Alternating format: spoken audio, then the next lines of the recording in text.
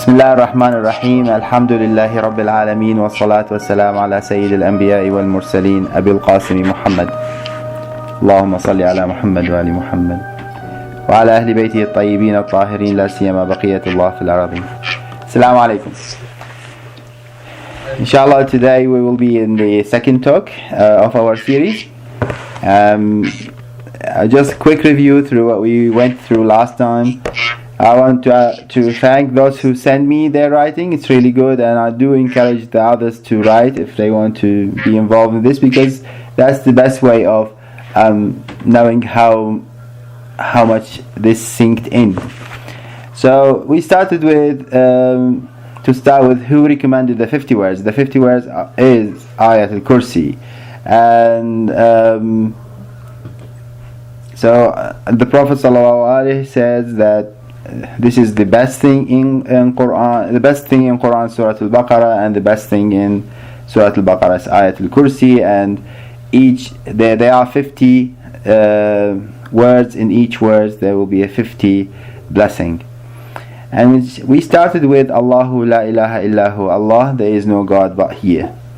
So we started with whether we can imagine that there is no creator. We did not take long in this. We have discussed it previously in details, but the reason that we didn't talk a lot about it, because in simple logic we cannot imagine that there could be no creator. So there should be at least one, and we proved that by simple logic, so we could manage to move through. So then we showed this. If we play this game and each one will pull from one side, if you remember, this paper will be ripped off, and then we applied this on a country, and the country, if there are many rulers, will be ripped off also. And then we questioned what happened to the human being if this happened to him or her. If many things pull him or her from many sides, what will happen? And then we came, so who are these real king and new king? Remember we talked about it. It was, one of them was our stomach is our king or our God. Our anger could be our desire, our love to lead, and the worst of them is our ego. We usually love ourselves more than anything else. So that's how we started. And then the question was, how can we find under whose influence a person is? The best thing is to see who's this person usually thinking of. So if we think of our stomach, if we think about cars, if we think about games, these are the gods that can control us. And for that, Allah says He does not accept partners, and these are the partners in us that take the space, and Allah would not accept that. Then the question was, what do you understand from this talk? How do you understand this verse? And most of them believe not in God without associating other as a partner with Him. Alhamdulillah, those who answered, really it was good. Many of them has identified the other gods in their brain, in their cells, in their souls, like games, food, extra. And inshallah we will put a plan in these 12 weeks. And my recommendation is, if you choose so many things to remove altogether, it's usually difficult and we may fail. If we can specify one, it will be much easier if we can do that. So let's go further from now. Let's take another perspective to La ilaha illallah, another perspective to no God but He. I will start with this. Just imagine, this is a story, and this is in the middle of the ocean, in the bottom of the ocean. And once upon a time there was a old fish, and so many young fish came and asked her. They said there is something called ocean. Where can we find it? How can we see it? I said, "Whoa, this is a difficult question. How can I answer that?" She said, "Oh, well, it's really difficult question, guys. I need lots of explanation to answer you. They said, oh, we love it. We want to know. So he said, okay, let's go together. So this old fish took the young fishes to a very long journey, and then in the middle of nowhere, she said, here we are. That's the ocean. So when I say middle of nowhere, in the middle of the ocean, and she said, that's it, that's the ocean. And they said, oh, an old fish, you don't understand anything, probably you are demented now. This is exactly where we are. This is the sea. She said, no, this is the ocean. So what happened? Why do you think that they could not recognize it? What happened? This is a question for you guys. Can anybody answer why they could not appreciate that they are in the ocean? Because they haven't seen anything outside it. Because a lot of people don't recognize what they have until, like they say, like unless it's gone. That's right.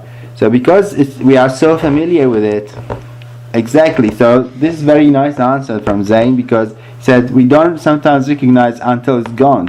And the best example and the easiest example to understand is, for example, the sun.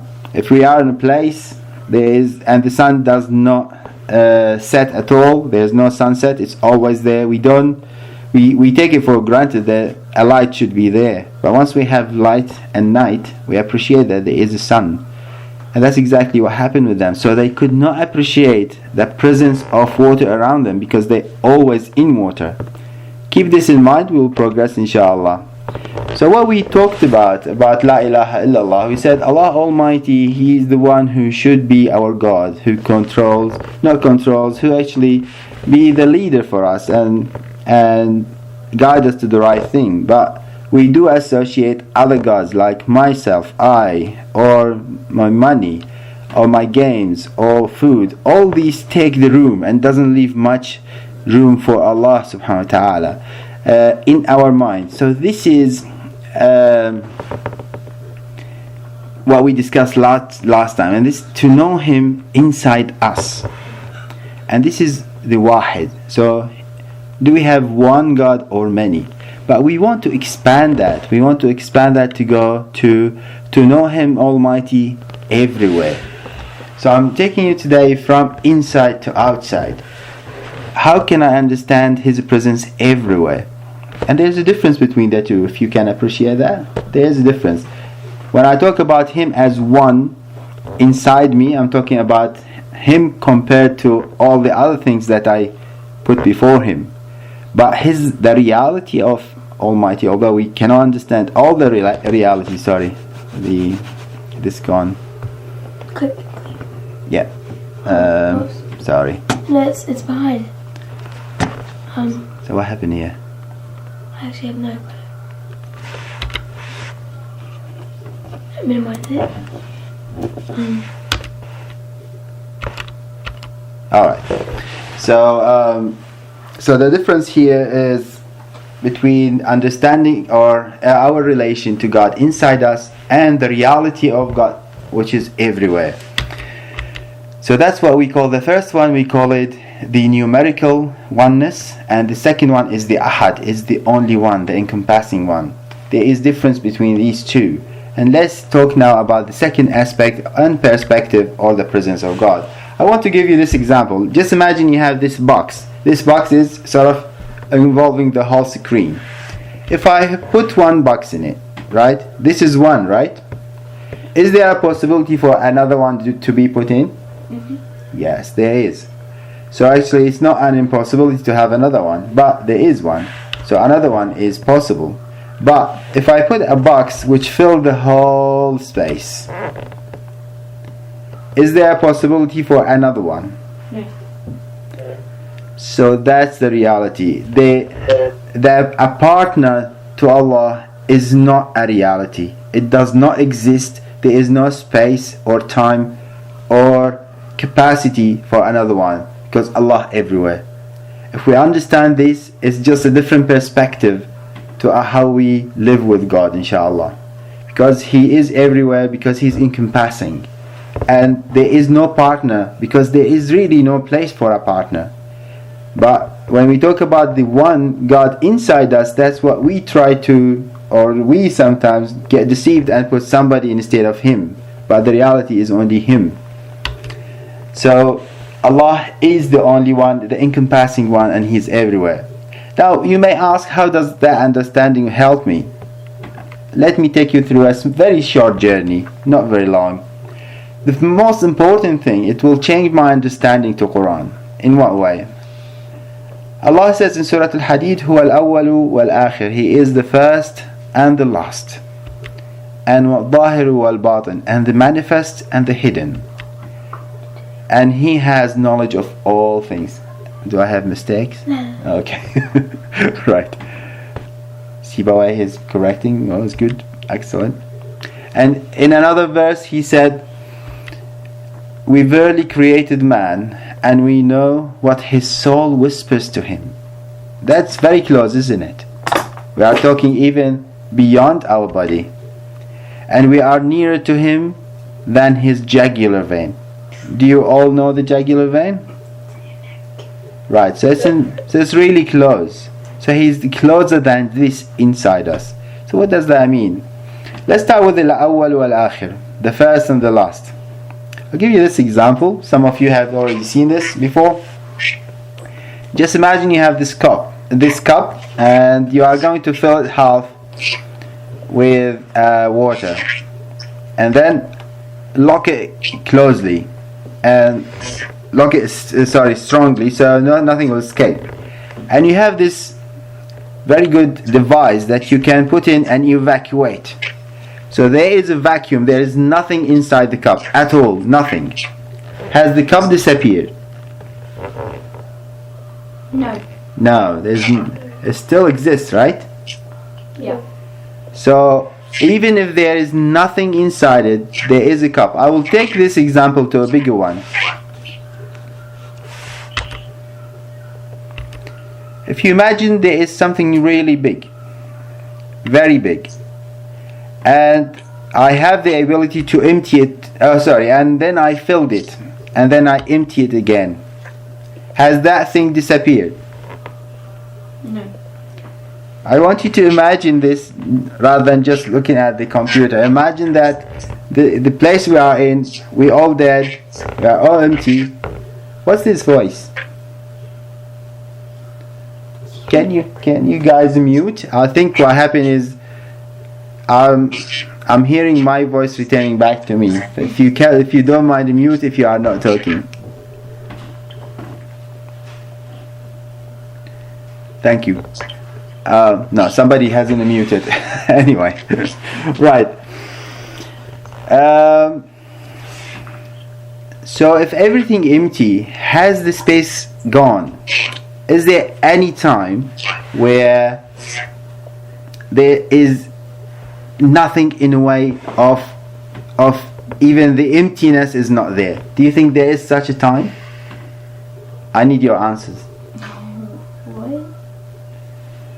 Imagine where we are living now and everything gone, and we are gone. Do you think there is something called nothing? No. No. So actually the nothingness does not exist. And that's why when they think that the whole thing started from one small single thing and then enlarged, this really doesn't fit anything, because we cannot imagine that there is nothing. There is something always exists even if everything disappears. So something always exists, and then the whole universe came in, and then even when the whole universe will disappear, there's something that exists. What's that thing? God subhanahu wa ta'ala. So can anything be before Him? No, because He always exists. And can anything come after Him? Again, no, because He always exists. So this is why He is the first and the last, because He's always there. Any question till now? No?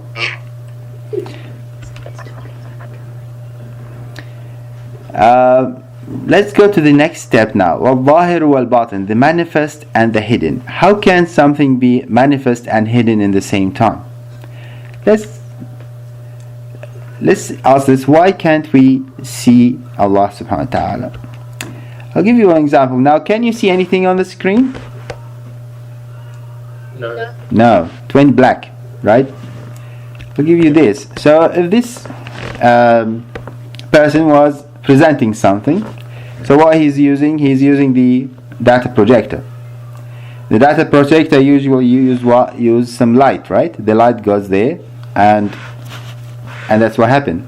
And then he put one of his slide, similar to my slide, was black. Now, and if we have the room is totally black, it's gone, right? The device is still working. Can we see the light inside the device? No. No, but it's still working. Yeah. So the reality is the light still exists, but we cannot see its manifestation. We cannot see its effect. So it's there, but we cannot see its effect. While once the person changes the slide again, the light will come up and we can see the effect. So the projector at some stage was there but hidden, and on another stage, because we see its effect, it's manifest. Does that make sense? Yes? No? No. No? Okay. Why not? Did you say no or yes? I didn't hear you well. I said yes. Oh, okay. Right, sorry. We said yes as well. Oh, okay. So probably I'm hearing myself. So can the question then come, if we doubt that something which we cannot see, how can we believe in? Can we see everything else? Simply, we can't. We do read a lot about bacteria. Have we ever seen it before? Well, the only way we could see it is when Leeuwenhoek discovered the microscope. So before that, how did we realize that, or how did we expect that there's something small causing problem? From its effect, from the diseases, right? So we can feel their presence. I'm sure all of you has felt it before, right? When you have this, unfortunately. So when we are sick on the bed, we know that some bugs has come in, and that's what we don't like about them. But we don't see them. If we see them, we will just take them away, but we cannot. So we do feel their effect, but we don't see them. Now, why we don't see them? Because really we need the right tool to see them. So in this case, can this person see the flower? No. Why do you think he cannot see the flower? There's a book in the middle. Because there's something in the way. Right. But if we use this device with two mirrors, he can, right? Yep.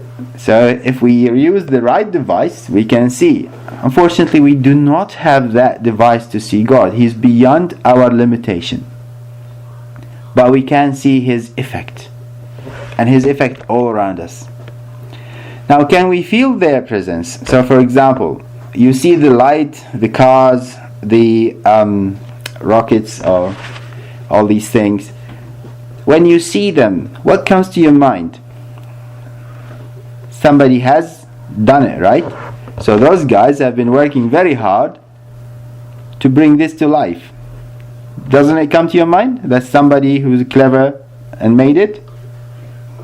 Invented. Do you really insist to see that person? No. We never do, right? We don't need to see them. Actually, sometimes even we don't bother to know their names. But we know that somebody has done it, because we see how good the product is. So that's the meaning of the manifest and the hidden. Hidden because we don't have the device to see Him, but He's there. And manifest when we can see the effect, the manifestation of Him Almighty. Any questions till now? So the reality is, if we don't have this understanding of ahadiyya, of ahad, of la ilaha illallah, of He is the one from this perspective, really it's difficult to understand this knowledge in Quran. So again, if he's everywhere, so he is the first and the last, because he's always there and he will be always there. So he is the first and the last. And because he's always there, even when we don't see him, he does not go away. He's always there. That's why he is the manifest and hidden. So also because he's everywhere, he will know everything, isn't he? So he is bikulli shay'in alim, and he has the knowledge of all things. Again, without this understanding, it will be really difficult to understand Quran. So the question now, how close is he to us? How close is he close? And subhanahu wa ta'ala told us, as we read, we verily created a human and we know what his soul whispers to him. So he even knows the whisper of us, and we are nearer to him than jugular vein. Now if we play hide and seek and somebody who was very clever, that's the way he hid it. What do you think about that? Myself. Very clever, right? So the question is it they don't see me or I don't see them? And that's our relation with God. We think sometimes we are alone, but He's everywhere. So we think we are hiding, but the reality is we are hiding because we think that He doesn't see us, but the reality is we don't see Him. Take this example.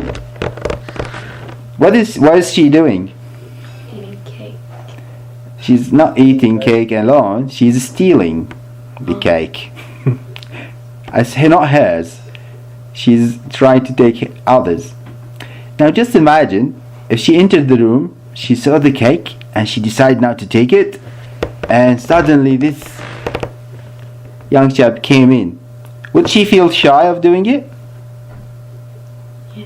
Yes. Yes, she will. Yes. So before she thought that nobody's seeing her, that she put the bucket on her head, and now somebody is. Now if in that room there were 2 cameras, and these cameras are connected to her bosses, and then they told her, we saw you stealing the cake, would she be embarrassed? Very badly, right? Yes. And now they told her, now these cameras actually connected to everybody. It's shameful. She wouldn't do it. Would she do it if she knows about the camera? No. She wouldn't. What about if really there's somebody who's always there, and this is Allah Almighty, always watching? Should we do what He doesn't like? That's what we read in Dua Kumail. And you are who's watching me behind all of them and witnessing what's hidden from them. So we need to absorb this. This understanding would make our relation to God is different. This understanding would make our behavior different, because we know that He's watching us. But I don't want to take this in the negative way. This is not the one who is a policeman. This one who's watching. So when I go with the bucket on my head, and then I realize that He's everywhere, I will behave better, and I know the bucket doesn't help. But at the same time, remember, those of you who saw this movie,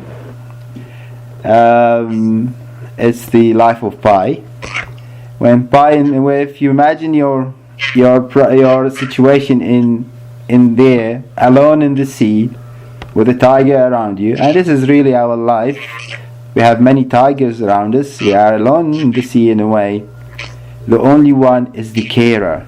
And if I have this feeling He's everywhere, I'll be so strong. I'll be so strong that I won't actually afraid of anything.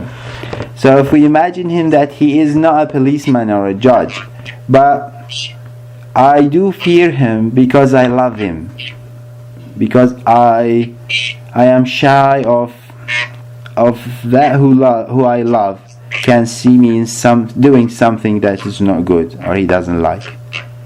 Can you feel this different perspective? So it's not the fear of a tyrant. It's a fear of somebody who I love. I don't want to hurt him. So that was the second benefit from learning. So first, understanding Quran. Second is more connection with Almighty God.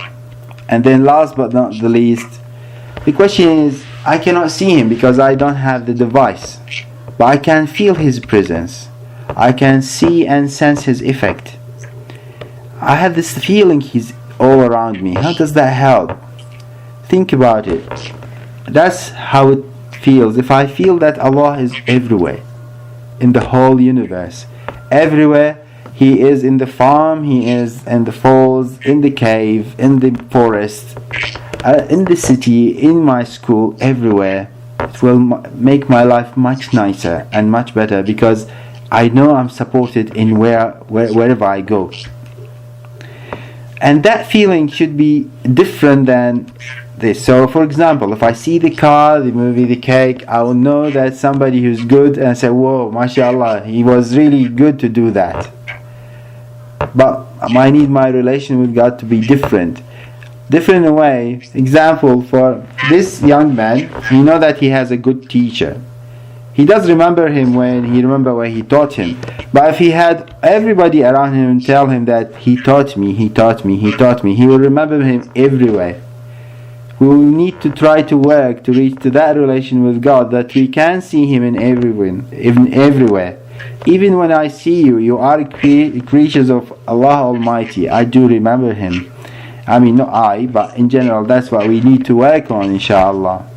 So I remember His effect everywhere around me, and this will make my life much nicer and much more beautiful. So this will make me feel His presence more and more. With that, then I start to understand dua better, so I can connect to Him better. So in dua of night prayer, what do I say? I say, أناجيك يا موجود في كل مكان لعلك تسمع ندائي. I call you, O you, who's present in everywhere, hoping He will hear my call. If we don't have this understanding that He's all around us, how can we interact with this dua? It's really difficult, but this will give a beauty to everything we say and read. He's everywhere, He's around me. Actually, even now if you turn your face to sideways, He's there, beside you, but you cannot see Him. So to conclude, oneness of God can be understood in different perspectives and all are correct. What we discussed is one perspective is the numerical oneness, and this is inside me, Him or somebody else. And all of us need to work on the partners to get rid of them. But the more beautiful things is Him all over. And that would make my life much easier, because when I'm protected and supported everywhere, it will be much more beautiful feeling. How does that understanding help me? First, as we said, we understand Quran better. We Outdoors. Connect to Almighty God better and feel His presence around me and connect with dua. Sallu ala Muhammad wa ali Muhammad. So the work, the exercise for the week will be, again, please try to remember and memorize this ayah. It's one ayah, 50 words. If we work on it, we can reach. But the most important thing now, from the understanding that we discussed today and the two meaning, I want you to go through this dua and tell me what do you understand now, with your understanding at this stage. What do you understand from these two paragraphs of the dua and from these two paragraphs of the dua of Imam Hussein? They are not that long, but really they are profound. So that's all what I need from you, inshallah. If you can. Sallu ala Muhammad wa ali Muhammad again. Allahumma salli ala Muhammad.